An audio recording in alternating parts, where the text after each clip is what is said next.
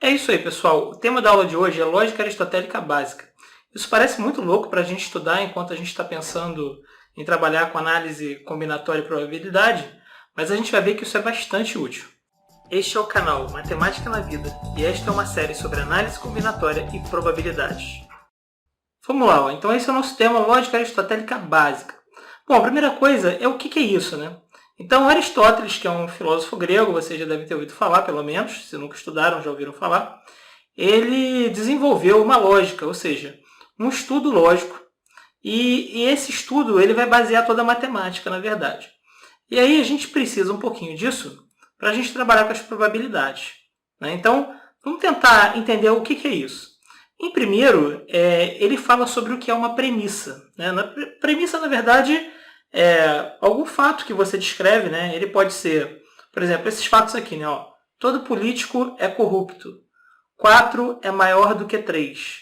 O maior ser humano do mundo tem 8 metros de altura. Então, são fatos que você descreve, né? Eles podem ser um fato verídico, pode ser abstrato, né? Enfim, pode ser qualquer tipo de sentença, uma frase, né? que você coloca. A gente vai trabalhar muito com as formas matemáticas, né? Tipo a segunda aqui, 4 maior do que 3. Mas pode ser todo tipo de sentença. Então, veja bem, mais para frente também, quando a gente fizer trabalhar com probabilidade, a gente também vai trabalhar com algumas sentenças por escrito, né? Não só sentenças descritas na forma matemática, mas a gente também vai trabalhar com questões que envolvam o próprio português, a própria língua portuguesa, né? Isso vai ficar mais claro quando chegar mais na frente para vocês. Mas vamos tentar entender o que são essas sentenças. Então, ó, essas sentenças aqui, essas três premissas aqui, né, são premissas quaisquer, eu só coloquei aqui. E Aristóteles dizia que a gente pode definir para essas premissas um valor lógico. O que seria esse valor lógico? Então, olha só, o valor lógico de uma premissa é quando a gente diz se essa premissa ela é verdadeira ou falsa. Então, estou dizendo aqui, ó, todo político é corrupto, né? Embora essa frase ela faça parte do nosso cotidiano, né, essa premissa faça parte do nosso cotidiano, ela não é muito fácil de ser investigada, né, porque você teria que garantir que todos os políticos são corruptos.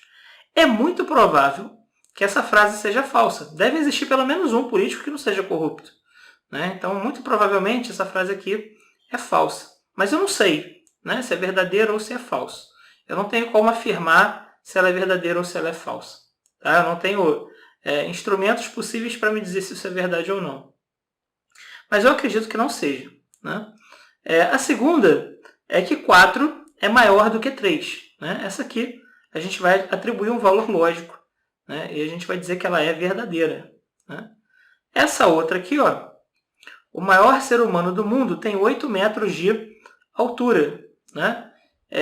Isso aqui é falso também. Né? Eu andei pesquisando aí no Guinness, o maior tem, acho que a maior altura até hoje foi 2,72 m, enfim. Depois você procura no Google, você vai saber quem é o ser humano mais alto. Né? Mas ele não tem, com certeza, 8 metros de altura. Isso aqui é falso. Tá certo? Então, o valor lógico ele pode aparecer, né, como verdadeiro ou falso. Né? Agora, para a gente treinar um pouquinho, vamos pensar um pouquinho na matemática, que é o que mais interessa a gente. Né? Então, vamos lá. Ó. Vamos fazer um exercíciozinho aqui, bem simples. Dados os números 4 e 7, escreva algumas premissas que os compare. Ou seja, eu quero comparar 4 e 7. Então, eu poderia dizer, por exemplo, que 4 é maior do que 7. Né?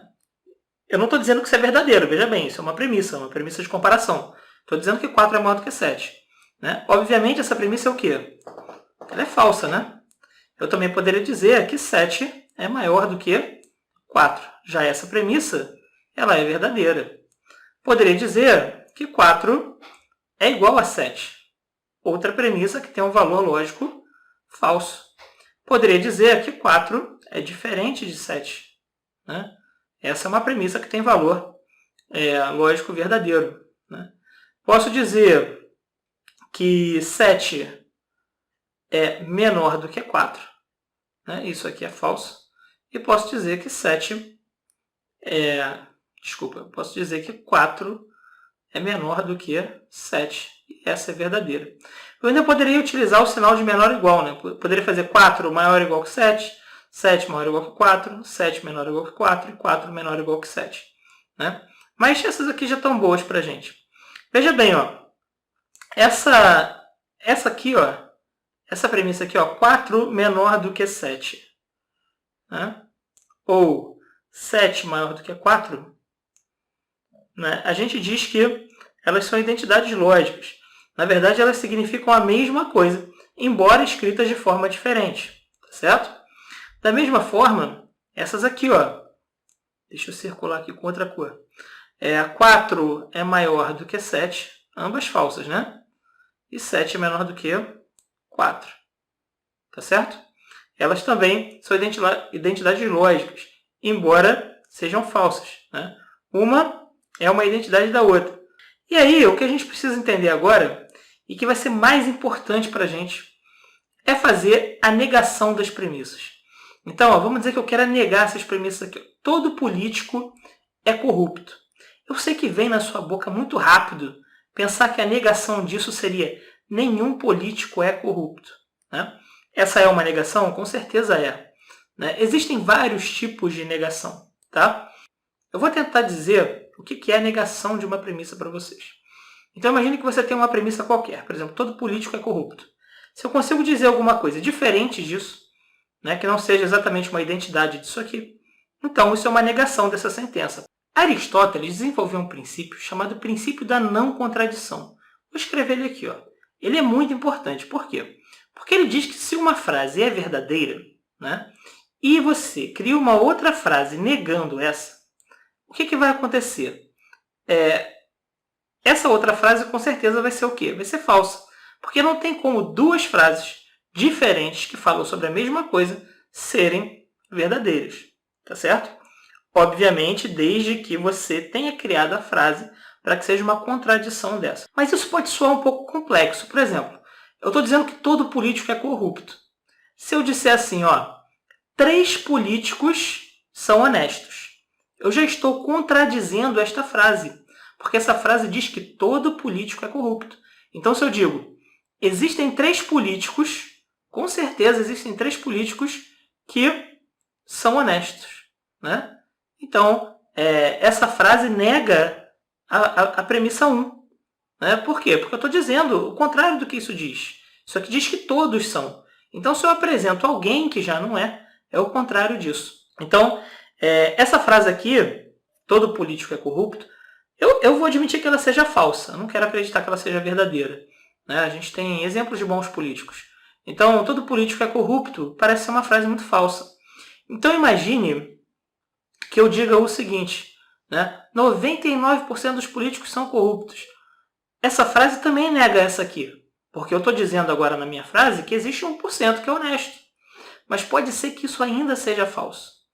Né? Então, veja bem, eu estou negando essa frase que é falsa e estou criando uma outra frase que também é falsa. Né? Ou que talvez seja falsa, enfim, não estou garantindo. Né? Então, veja bem, para eu dizer que o contrário da falsidade é uma verdade, não é muito óbvio. O contrário de uma falsidade pode ser uma falsidade. Então, veja bem, eu estou dizendo que o maior ser humano do mundo tem 8 metros de altura. Eu estou afirmando isso. Então, se eu disser que o maior ser humano do mundo tem 7 metros de altura, eu estou negando essa informação. Eu estou trazendo uma outra informação. Mas ela ainda é mentira. Então, mesmo sendo uma negação dessa, né, porque agora o ser humano maior do mundo não tem 8 metros de altura, tem 7, é uma negação, mas ela também é falsa. Essa é falsa e a minha negação é falsa. Tá certo? Se eu quiser transformar numa negação verdadeira, eu tenho que dizer qual é a altura do maior ser humano do mundo. Né? Então, ó, todo político é corrupto. Né?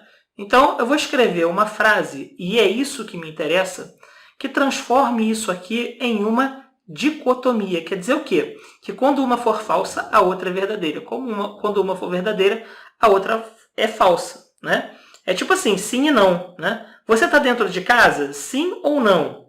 Ou você está dentro de casa, ou você não está dentro de casa. Não tem meio termo. Então, eu tenho que criar uma situação onde não haja meio termo.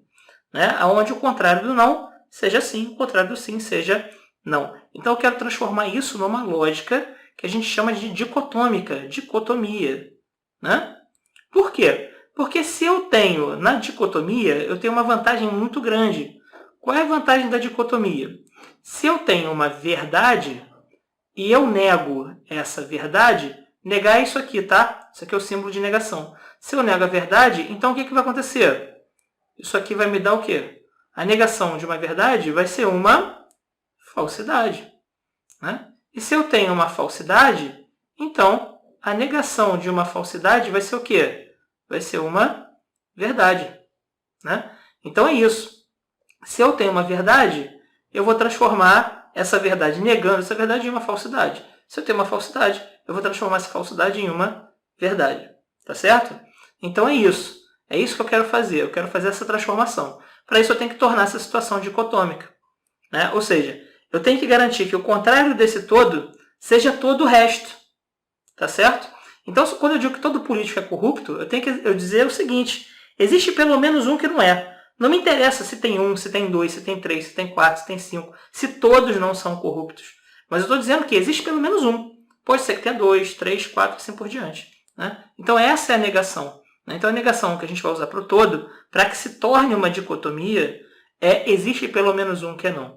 Dizer que existe 3, 4 ou 5 já é uma negação. Tá certo? Mas eu quero fazer uma negação mais cirúrgica. Né? Eu quero uma negação que seja dicotômica. Então, ó, existe pelo menos um político que não é corrupto. Vou separar aqui, né? Pelo menos um político que não é corrupto. Tá certo? Beleza? Então, é isso. Isso aqui é a negação. Agora, se essa frase aqui era falsa, essa aqui se torna verdadeira. 4 é maior do que 3. O contrário de ser maior é o quê? É ser menor ou igual. Porque é uma tricotomia, né? Ou seja, um número pode ser maior do que o outro, menor do que o outro ou igual ao outro. Então, o contrário disso aqui, o contrário de 4 ser maior do que 3, é o quê? É que 4 seja menor ou igual a 3. Né? Isso é o contrário de 4 maior do que 3. Tá certo? Bom, o último. O maior ser humano do mundo tem 8 metros de altura. Eu poderia colocar qualquer negação aqui. Eu andei olhando no Guinness e eu vi que o maior ser humano do mundo ele tem 2,52 metros de altura, se eu não me engano. Então, a gente pode mudar aqui, ó, 8 metros, né? Repetir essa frase toda e colocar aqui 2,52 metros, o que já é bem alto. Né? Então, eu espero que vocês tenham entendido esse princípio da não contradição. Espero que vocês tenham entendido essas negações. E a gente vai utilizar isso bastante quando a gente trabalhar com probabilidade. Né? Quando eu falo assim, todas as bolas são azuis. E eu vou querer saber o contrário do que são todas as bolas são azuis. Ou eu vou querer saber assim, diga quando que pelo menos 2 bolas são amarelas.